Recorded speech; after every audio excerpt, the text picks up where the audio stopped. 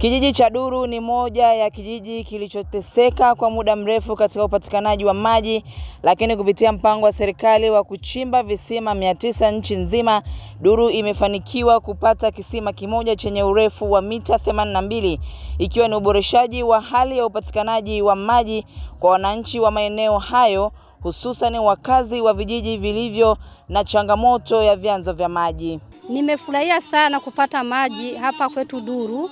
Tunateseka sana, tunaenda kule mtoni Bubu, tunachota maji yanayotembea, tunakunywa maji ambayo yanatumia na ng'ombe. Yaani leo tuna amani sana. Tuna amani sana, vizuri sana kupata maji siku ya leo. Tunafuraha sana sisi wa mama. Meneja wa wakala wa maji na usafi wa mazingira vijijini Ruasa mkoa wa Manyara, James Kionaumela, amesema kuwa wananchi wote walipe bili za maji kwa wakati ili mapato yaweze kutumika kwenye kuwasambazia maji karibu zaidi.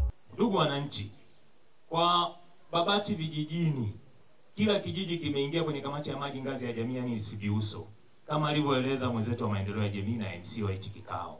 Kwa hiyo utaona hela yako inaingia kwa elektronikia. Maana yake yoyote hela unayolipa hamna hela mbichi kutumia. Kwa wito wangu kwa wananchi wote hii wiki ya maji, kwamba wananchi wote tuweze kulipa bili, tusichote maji bure. Bure alishakufa akabakia kulipia huduma ya maji. Kimkataba inatakiwa tumalize kazi hii tarehe 6 mwezi wa 5 mwaka 2025. Lakini kulingana na changamoto ya maji iliyopo kwenye maeneo yetu hasa Duru, kazi hii tunaimaliza kabla ya mwezi huu kuisha. Naye naibu waziri wa mambo ya ndani na mbunge wa Babati vijijini Daniel Silo amesema kuwa serikali ya Rais Samia Suluhu Hassan inaendelea kutimiza ahadi zake kwa wananchi kwa kuboresha huduma za maji vijijini.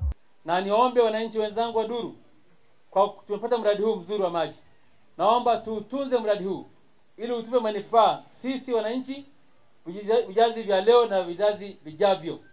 Na niwaombe baadaye tukishaanza awamu ya pili, basi tushakamilisha mradi, tuhamasike kusambaza umeme, kusambaza maji kwenye maeneo yetu, kwenye majumba yetu. Katika kuadhimisha wiki ya maji, kauli mbiu mwaka huu ni uhifadhi wa uoto wa asili kwa uhakika wa maji. Nikiripoti kutoka katika kijiji hichi cha Duru, mimi ni Roda Kimati, EATV.